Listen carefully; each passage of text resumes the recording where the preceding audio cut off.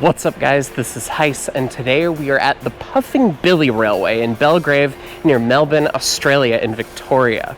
This is one of the world's most famous tourist railways and one of the world's most ridden tourist railways, and it's absolutely spectacular.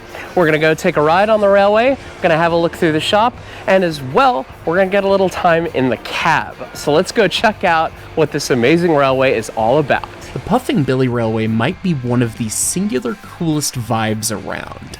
It's a 30-inch narrow gauge line where they work the absolute hell out of the locomotives while running through absolutely gorgeous, lush scenery surrounded by wild parrots and kookaburras. Look at all those cockies!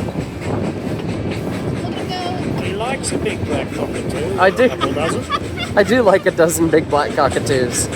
What's up guys, this is Heiss, and I like big black cockatoos. Yes, he does. I don't know if that's bingo yet, but a kookaburra. Hi, buddy. I'm sure we have bingo. We must have bingo. I'm going to tell him a joke, you'll never hear the end of the laugh. I remember reading a number of different railways and trains of the world type books when I was a kid, and Puff was always mentioned. And finally seeing it in person made it pretty obvious why that is. The railway does more ridership per year than any tourist railroad in the United States by a couple 100,000 passengers per year, with 500,000 visitors in the years just before COVID. Swinging your feet out the side of one of the carriages at the Monbach trestle makes it pretty clear as to why that is.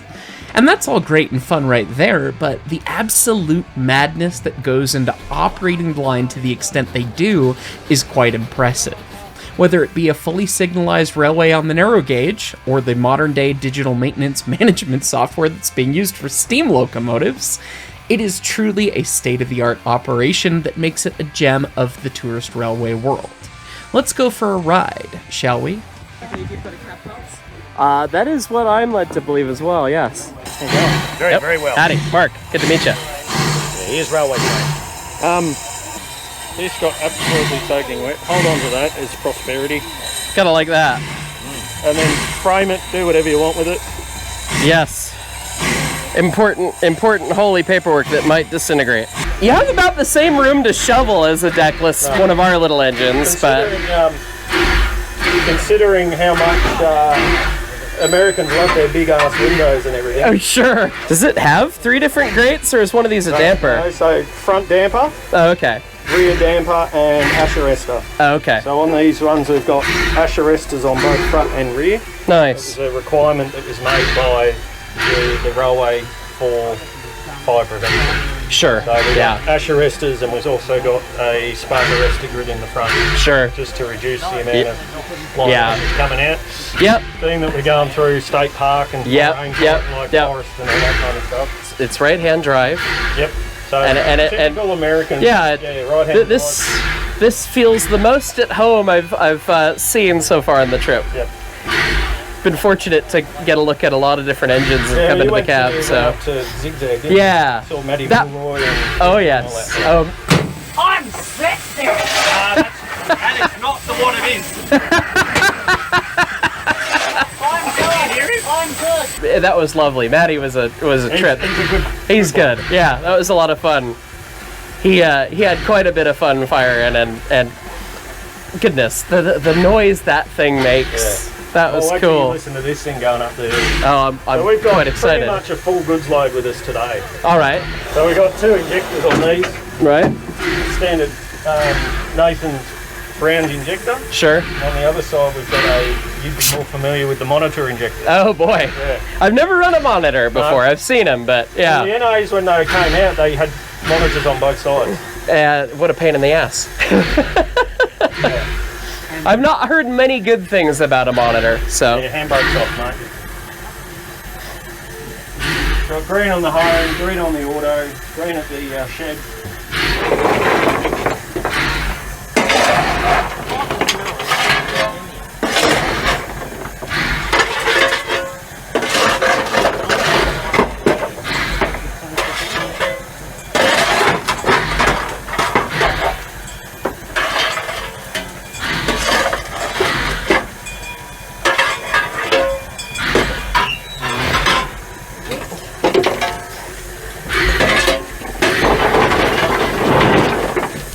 Oh, good. It's a tight space and you need most of it when you're shoveling. Right,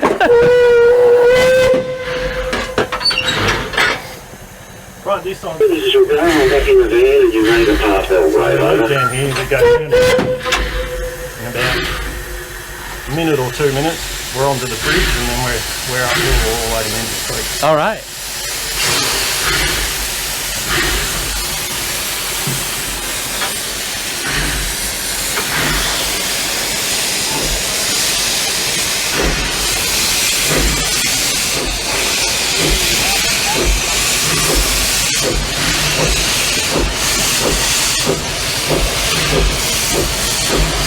God, she sounds like an engine twice her size.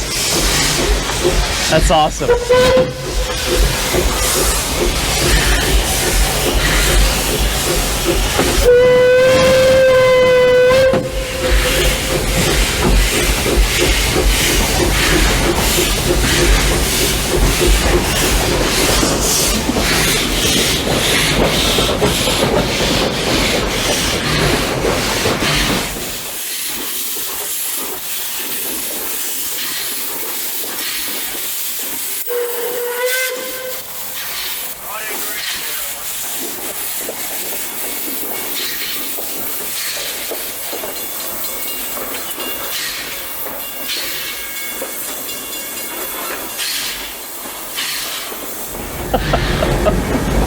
This part of the track never sees the sun. Yeah. That's cool. Seeing all the greenery and everything right upside around it. That's reminds me of the part of the States that I'm from, actually. I've lived in Colorado for the past several years, but I was from Washington State up in the Northwest, and it's all the ferns and everything. It's beautiful. Oh shoot. All right, here we are.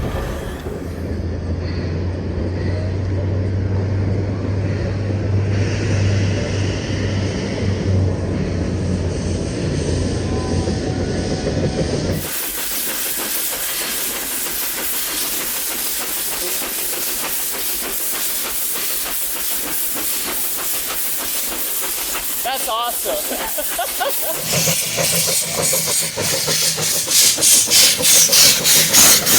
That's awesome.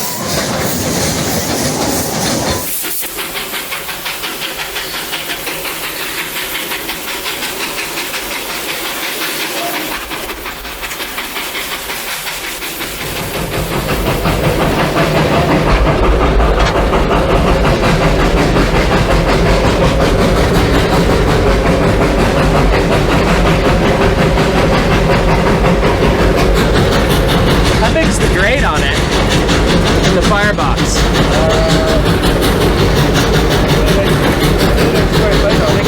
All right. Very small. Well, what they do, Yeah.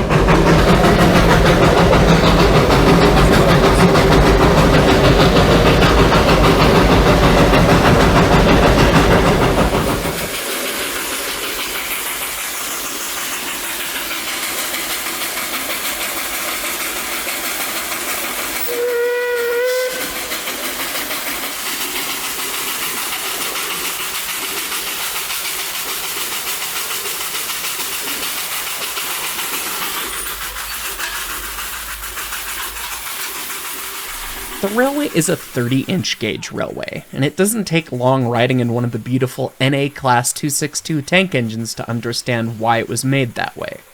The grades and curves on the railway are significant, with the worst curve being a chain and a half, which is approximately a 100-foot radius curve. That's ridiculously tight. The grades go up to a 1 in 30, or a 3.33%, and with the trains as big and heavy as they run, these engines put in their fair share of work. I now work at this time now for the run up Emerald Bank, which is the 1 in 30. All right. It's a short run, it's only about a mile and a half, Okay. but it's a decent length. Gotta like that. This thing will be down on its hands and knees. How was your run? That's awesome. What a fun railway. Yeah. They're little dudes. Yeah, just awesome. They're working for their money, that's for sure.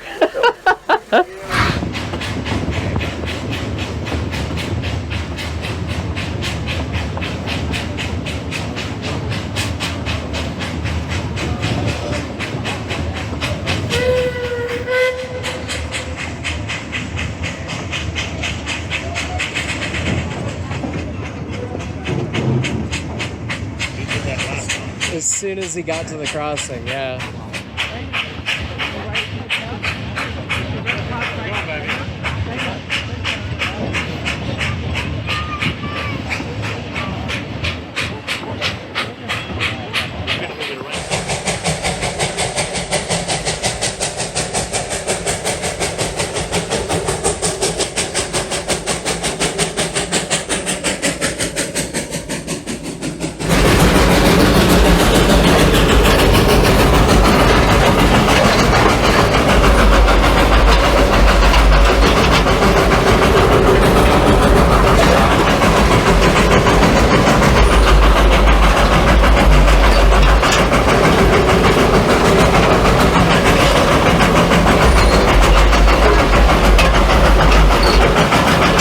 Gets that deep bass, and anytime you get the door up, it's fun. Firebox turning into a whistle. Neat.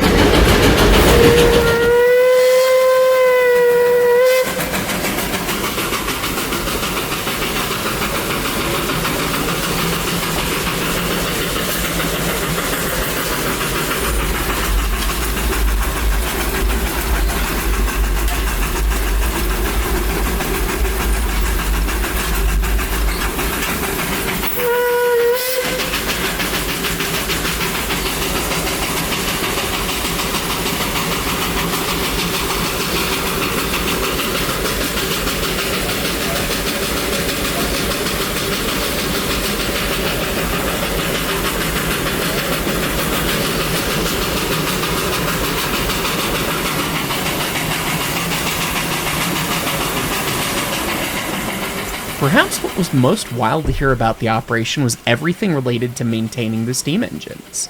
They usually have 6 in traffic at once, and during peak season, they all need to be running and running well. They're one of very few steam railways in the world that has modern maintenance software keeping track of the locomotives, with the NA-class engines almost being entirely 3D modeled, and standard parts are sitting on the shelf ready to be used. And it's not just standard parts like, bits for air compressors and appliances that seem like standard parts. They've got spare cylinder saddles and lead trucks and trailing trucks just ready to go because the availability is that critical. But that's enough for me. I met up with Robert Reed, the lead maintenance engineer at Puffing Billy, for a shop tour. Unfortunately, some of the video got corrupted, but thankfully the audio of me chatting with him about how they maintain the locomotives for this huge amount of at-tonnage operation was saved.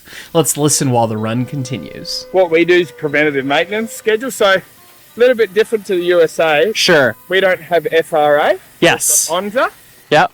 And in America, as I understand, tell me if I'm wrong, the FRA says you have to do X, Y, Z. A little bit, yeah. If it's like your 1472, you have to do inspection on the boiler. Yes. In Australia, it's responsibility of the owner. Okay. So pick your schedule, yeah. Standards and rules and things like that. Yeah. All the boilers in the NA are brand new from the 80s. All right. So they're all welded, brand new vessels from the 80s. Kind of like that.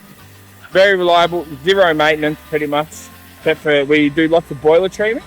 Sure. So our oldest one, 14A, I don't know if you've seen that. Yeah, we rolled on it yesterday. The tubes in it are 25 years old. Okay. And they're just coming up to the point where there's a bit of cracking and we need to replace the tube. Sure, yeah. So that one's about to come in for it's 5 years overdue, it's 25-year overhaul. But Not bad.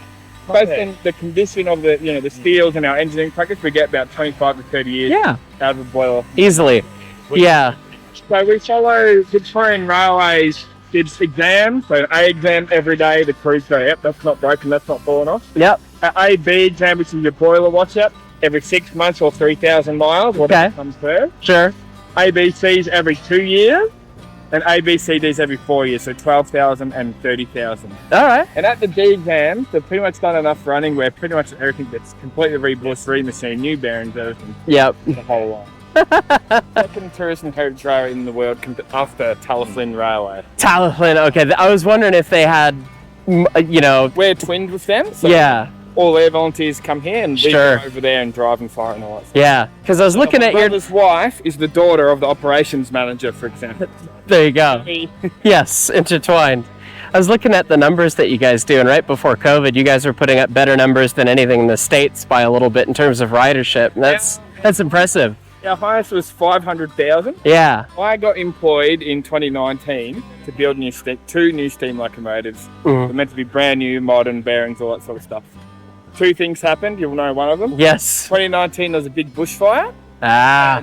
Tourism stopped coming to Victoria Right. and Australia. Only 400,000 passengers. What are we going to do? Right. And then a year later, we had COVID-19 and we were shut down for 2 years. Yeah. So ever since then, we've had a big turnover of tradespeople. Sure. And we've been struggling to have skilled tradespeople to keep maintenance up. Right. And you got to keep up with what you have right now. So Yeah. it's a lot of work. But yeah, so our aim was in 2019 to get to 750,000.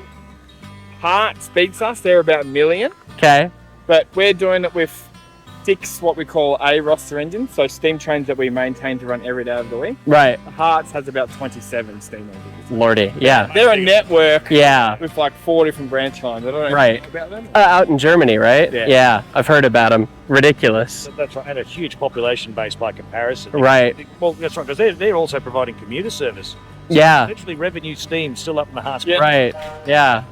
So they run trains that are empty and sort of stuff, whereas we're 100% tourism. Right. Pretty much at our peak, we were 60 to 70% international tourism. Wow. The Chinese, India, Asia. Yeah. All right. The wheels are turning back. Well, there you go. You Yeah, actually like got to see. We get to see a Garrett actually moving. And this one's a baby. Outside frame baby Garrett. That's awesome. Yeah, love these things. Worked them in South Africa. Absolutely delightful. So this gauge converts from 2 foot to 2 foot. Right. So pretty much some parts of the frame are original, but mostly new. The boiler's brand new. The water tanks are brand new. The axles are brand new. Kind of like that. I like that you actually put a mechanical lubricator on it. That'll be nice. It gives us grief though. Oh, really? Really? Really? So we have a fleet of hydrostatic lube, Yeah, yeah. and we've got this one oddball. And that gives you trouble. Yeah. Really? We have the opposite problem in the States. The hydrostatics crap out on us, and the mechanical is just dumb and easy. We've got 60 to 70 years experience maintaining them fully 3D. Sure. You aren't you? Yes, I am. On the Aussie there, Nathan. I'm jealous that you got to drive in Bosnia. That was too freaking cool, dude. That was, one for the ages. Been envy when I watched that video. I couldn't believe it as it was happening. It just ridiculous. So it's all about, for us, because only 6 engines, not 27 like the Heart, Right, availability. And Right. we need to do our exams as quick as possible. right, So the limiting factor for our maintenance is getting the engines back out there. right.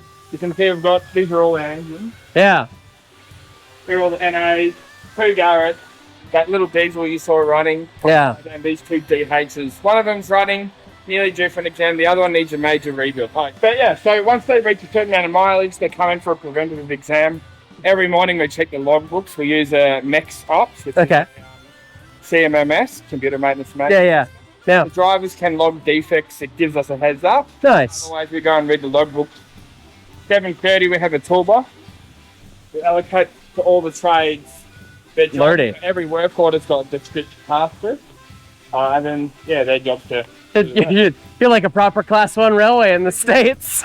It's literally like Yeah, because that's our bottleneck, that's what we have to right. do. You have to have it to manage that much stuff. Wow. That's why we can carry 500, 600,000 Really? Yeah. Yeah. steam engines, and they have to be highly available, which Yeah. that's why we got rid of steam trains, they're not available. Yes. Yeah. What a chore. You can see we've recently bought horizontal borer, Gotta like that. vertical borer, Yeah. and behind the back there's a wheel press.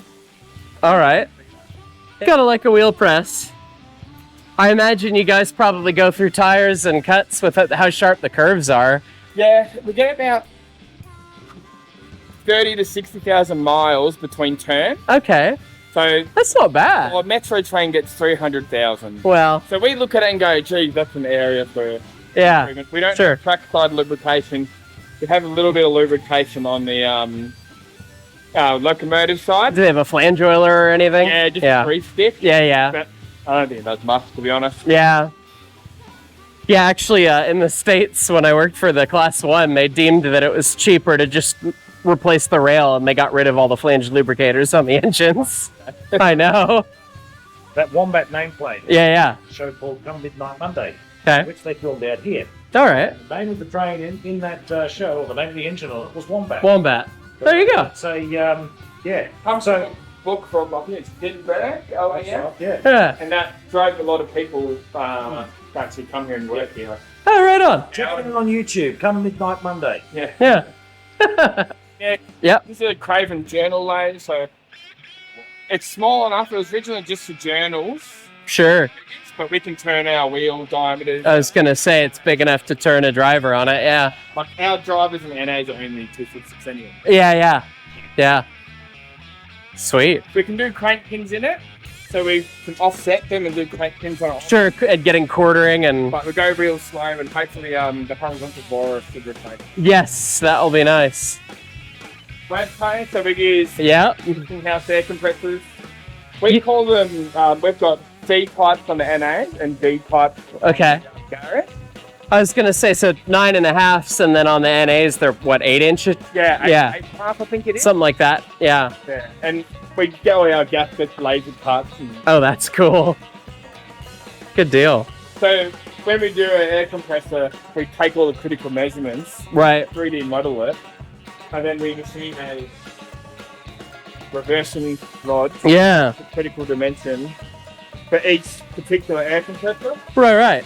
So that way we set the lead of the air compressor, just because a lot of them have been machined down Yes. and some of them are bought over wet. Nothing standard. Yes. Yeah. Yeah, so we're kind of trying to extend their life off. Yeah.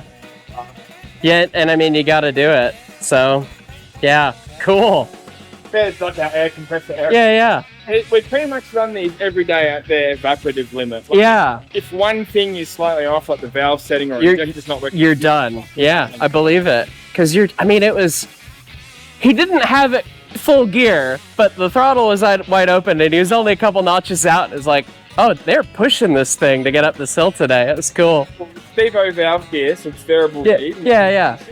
But we tell them what position we set the engine for, where we get the most even lead. And Sure. Yeah. Right. It's like, what's your 20 that again, Steve-O? One not slightly back off mid gear? Yeah. One's happiest when going forwards? If you can run it, and it will go and still apply power and forwards 1 notch back of mid gear. yeah, Yeah, because she's just right there. So, it just depends what you're leading. yeah. She's just got enough, so. But our castings, there's nothing left to lap into. Right. Like the shape is just completely gone now. So at Gembrook, we've got a spare cylinder casting for every NA we have. All right. We haven't made the change to anything yet. I don't know if you've seen 8A. We ran I heard that it had external branch pipes. Yeah. make it seal anymore. Yeah. Our temporary steam pipes have been in there since 2018, 2019. Ah, right. Temporary. Temporary. Yeah. It's a temporary fix. Don't I know it? Oh, I didn't realize these have like a swing link lead truck, kind of like a 4-wheel lead truck. That's cool. Sure. It's got swing links for it. Yeah. That wasn't the original design. The original design didn't work on our route with our Sure. Yeah, because the curves are so bad. VR changed them pretty early on. Okay. Yeah. The time railing. Yeah, because you've got some curves down to 2 chain, yeah? A little bit less. A little bit less than that. Oh my god. The landslide, remember that? It might be 1.5 to 2. That's our tightest. Yeah, that was. That's right, it deviated in a bit, yeah. I've seen some pretty bad curves on the 3 foot, but Coat, being in the cab looking up ahead, like just we're turned. Yeah, that's cool. At the landslide, when we used to run every morning at 10:30, a 18-car train. Okay, You would see the back of the train going past at the landslide. I believe it. Oh yeah, cool. Air brake room. Yeah. So this is original Victorian Railways test bench. Oh, that's awesome. So we can do the improved type triple valves, W type triple valves, number 4. Number 4. Yeah, We made some modifications to do self-lappers for a few contract jobs. sure. When we were a bit ahead of our maintenance, we had to do a lot of contracting. Sure. Yeah. K183. Mm-mm. Okay, blue K-Class, we machined the axle for that. Oh, all right. And K160 we did recently. Had a whole lot of brake stuff, so we did a lot of brake. Yeah, no kidding. You got to have the nice clean space to do it, and that's awesome. Behind you, we've got the pressure reducing valve test bench, so M3s and pressure reducing valves. All right. So we can overhaul them, set them. I don't know what it is on our main line here. The slide valve one's banned. In the U.S., everything's an AB at this point. So yeah, I don't think K triples are allowed on the main and interchange. Yeah. So we've got, with our pressure reducing valves, there's two types. There's a slide valve type and a diaphragm type. Yeah. We've got both, so we maintain Yeah. those. We love the diaphragm ones because you pop a kit in and out and off you go. Yeah. And then the spares galore. Yeah. You gotta like to. You like having a pile of spares because you never know when it's gonna go wrong on you. As we use one, we try to fix one, make sure we've always got one to go. Sure. This is the old Ferguson type lubricator. So that used to be what's on the NA. Cool. You see there's only 2 feeds though. So. Yeah. We use 3 feeds for the compressor. Yeah, one for the compressor as well. And it's the original Victorian Razor speed recorder indicator. That's the ones. All right. So all this stuff was getting thrown out. Our various volunteers and staff grabbed it. Yep. Oh yeah, as you do. Pretty much 1953 is when we were setting up, sort of thing. So all this sort of stuff has been grabbed and Beautiful. brought here. And, oh, do you want this? Yes. Yeah. Yes, we'll be stewards for this. Gotta love that. Cool. Yeah. Pretty much 3D modeled the NA, the NGG, That's awesome. and we've gone to standard pins and bushes. Oh goodness. All right, that's cool. That one's Actually, worn, it's got an X on it. Let me find a good example. standard pins, bush. So you just CNC them out, and then you just knock them out and press new ones in, You can and also manually machine them. sure. So that's a good example. It's got the drawing number on the end, Oh, that's cool. ready to go. And then it fits in the right spot, so we've got that sort of pin. You gotta have some of the only steam engines that are fully modeled in CAD. I mean, there's really only got to be a handful, if I had to I guess. think the new builds mostly are like the Sure. Tornadoes Yeah. and Yeah. I think a lot at Festinio Welsh Highland are. Do they have them? Because Okay. They've got like standard power bogies too. Sure. So, but yeah, the only things we haven't really modelled is the piping, like where the pipes go. Well, it's a pain in the ass to do in CAD.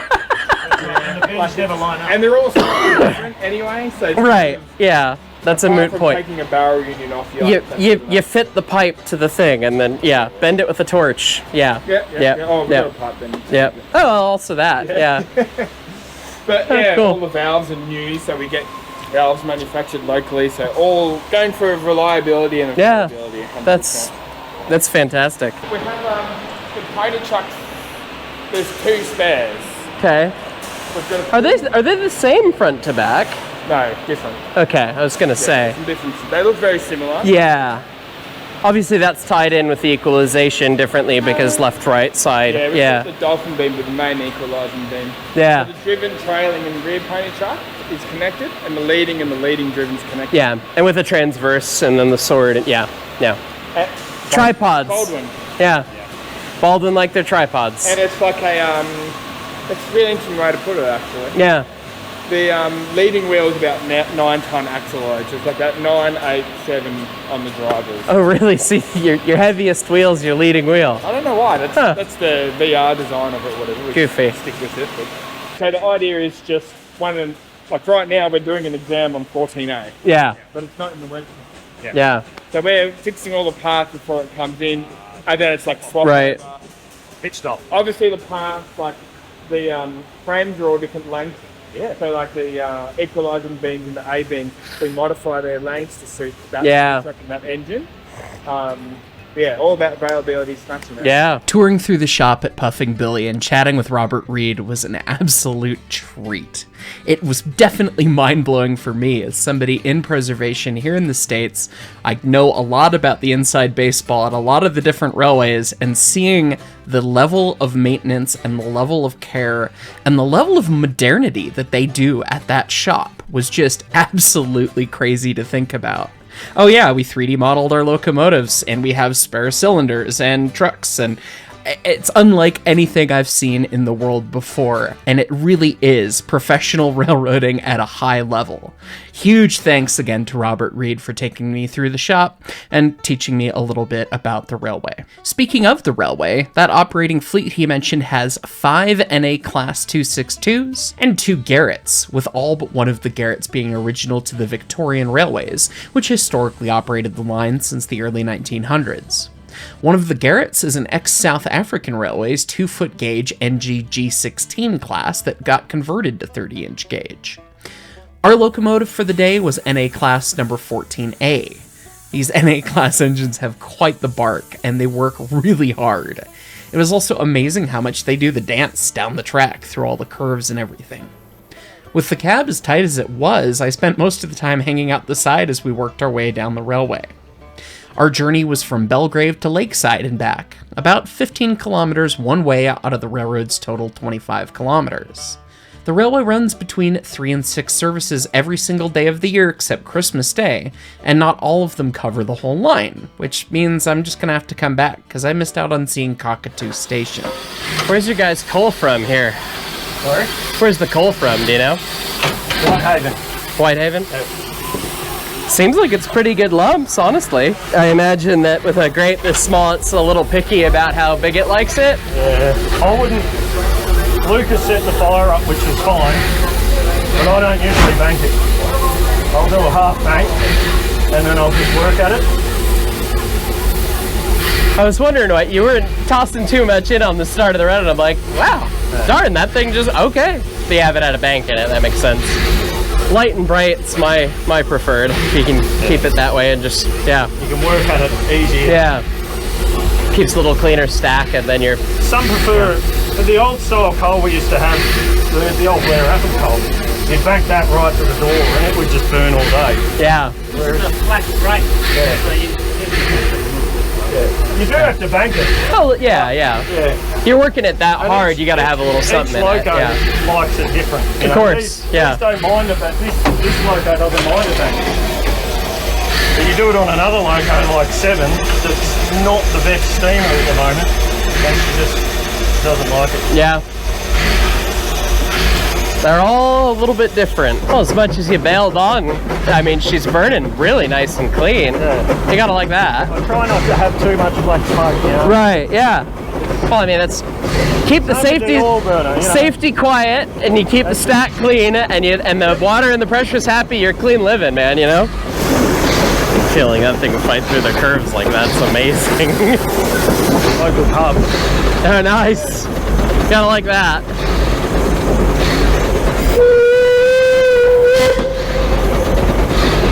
Yeah, anytime you can sip and have a pint and watch a steam train go by, come on. What's better is when you do it and you know the driver refinement on there and you sit there. Yeah.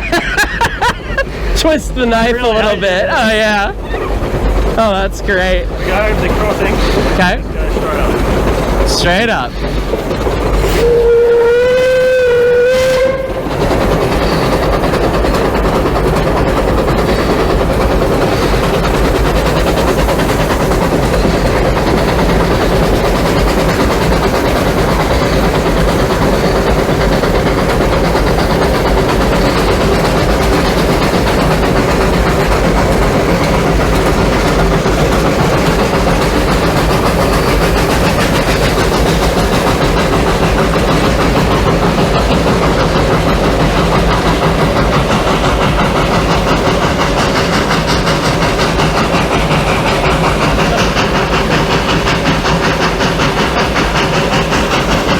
So you get it all hot and pissed off and come up the steepest grade, and then you, of course, that's when the stop is. Not only that, but for the next 10 minutes, it's all downhill. That's why I stopped firing when the pressure's come back a little bit, but I've kept the injector on the whole time up that hill. Yeah. Make sure you've got enough water to go down. Oh, I'm sure, yeah, I'm sure she's using it. How steep's the downhill coming up? one in 30, one in 35, one in... All right, so you're basically doing what you did, but reversing it, and that's a lot of sloshing. Yeah. It's a gradual sort of, it doesn't just go like that. Right. You know, Max will use a little bit of momentum here to sort of bring us over, and then we'll just sort of flap along this bit, and then it just sort of gradually goes Down the hill. Here, I mean, I always teach the trainees here different methods of firing, whether it's flat firing, bank, or whatever. Yeah. The main key thing I teach them is to be able to fire with an injector on. Right. A lot of them get into the habit of turning the injector on and off. Of course, by the time you get to St. Menzies Creek or Emerald, you haven't got enough water. The last thing you want to be doing is having to fill up the water as well as trying to generate steam. Yes. Got to be able to fire against it when you're working it hard. Yeah. Especially up here with these little things. This was our oil burner. Right. Yeah. Got converted. Didn't steam right as an oil burner, or It didn't. It worked well for what it was. too expensive to get a fuel oil or the right oil? We were burning fuel diesel. Okay. And you'd be looking at somewhere along the lines of 900 to 1,000 litres a day. Off the diesel. Yeah.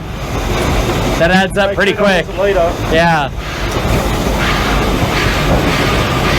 I don't know what you guys pay for coal, but coal's a hell of a lot cheaper than that. Around about $300 a tonne. Alright. And you'd be lucky to burn a tonne in a day. Right.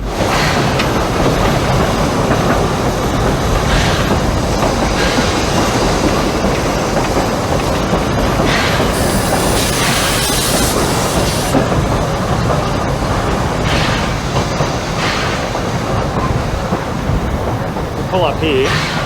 It's up to you what you want to do. They depart in about 10-15 minutes. Okay. Walk up there with Alex,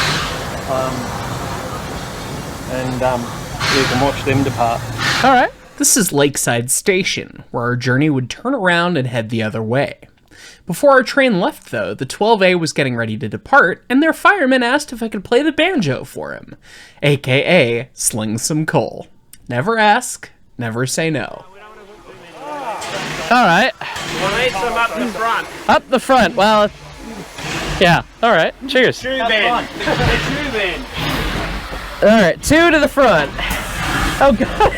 That's it.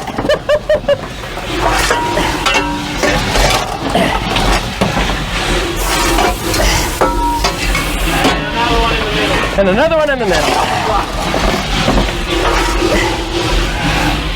Alright.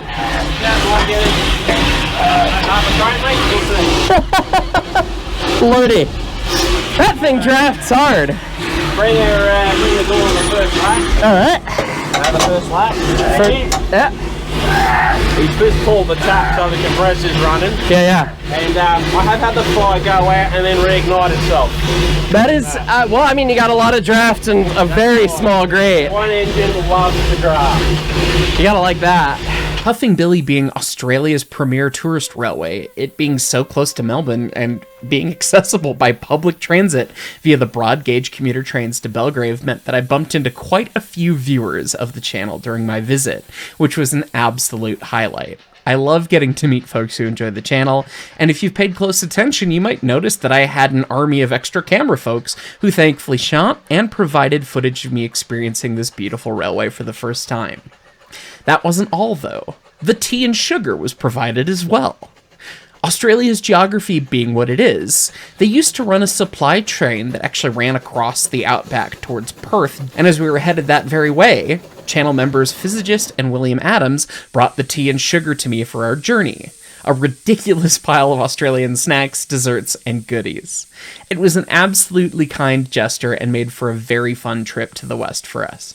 And fun fact, William Adams is an excellent historian with an excellent YouTube channel of his own covering all things Australian Railway, and his video on the tea and sugar will be out soon, so keep an eye out for that. I'll make sure I pin it when the time comes. You might hear a familiar voice, mine, in that video as well. I very much appreciated meeting everyone and hearing everyone's stories with railroading as well. It's always a highlight when I visit places, and everyone's kind gestures and words were very much appreciated. Between 1914 and 1996, a dedicated supply train ran all the way across the Nullarbor from Port Augusta to Kalgoorlie. Okay. Once a week, every week. It was called the Tea and Sugar Okay. because it was a general food supply, general crap train full of anything. And to mark your trip from east to west, we're going to provide you with your own tea and sugar. Oh my goodness. You've got the tea and I've got the sugar. I see. Well, goodness, we shall be well looked Which after. bag would you like to start with? Australian treats all through. All of the Aussie treats in the books were all amazing, of course, as was meeting all of the fans. But so was the ride at Puff. Of course, any cab ride's going to be a treat, and was very much appreciated. But the ride in the carriages was also excellent. The fact that you can hang out the side with your feet dangling makes this a unique railway experience unlike any I've ever had before.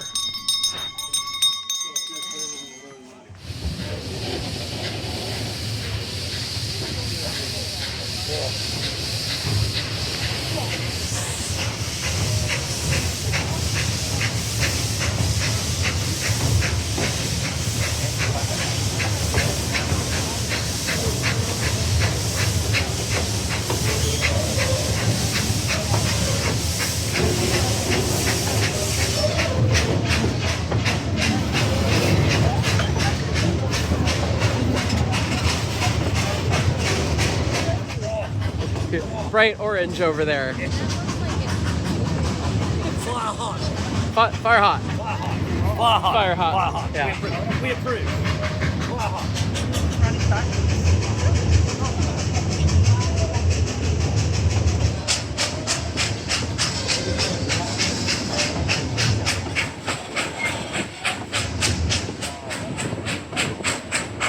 I dare you. Do it again. Say what one more got.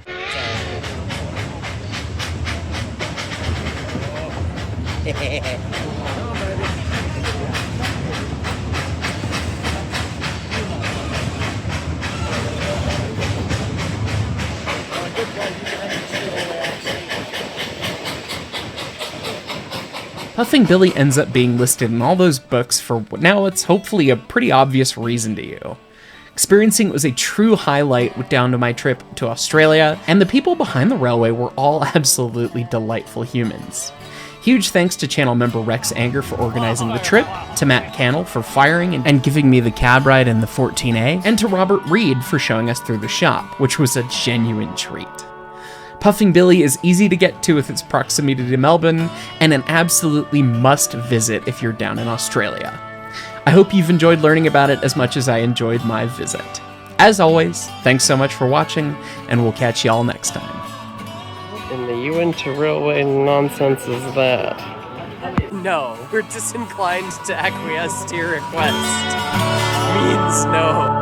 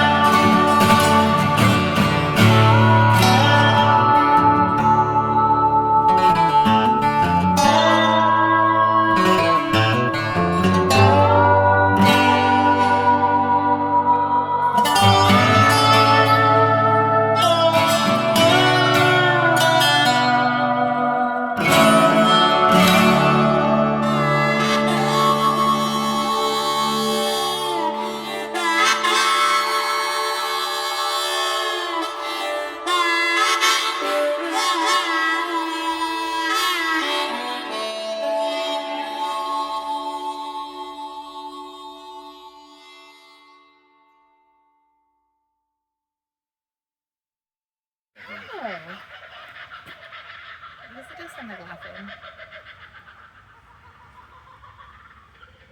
Welcome to the sound of bird domestics at 3 o'clock in the morning. I was gonna say, the screaming foliage is returned, but in a different variety. Yeah, Kookaburra's busy having an argument. It's fine. That on the No one asked you. Ah.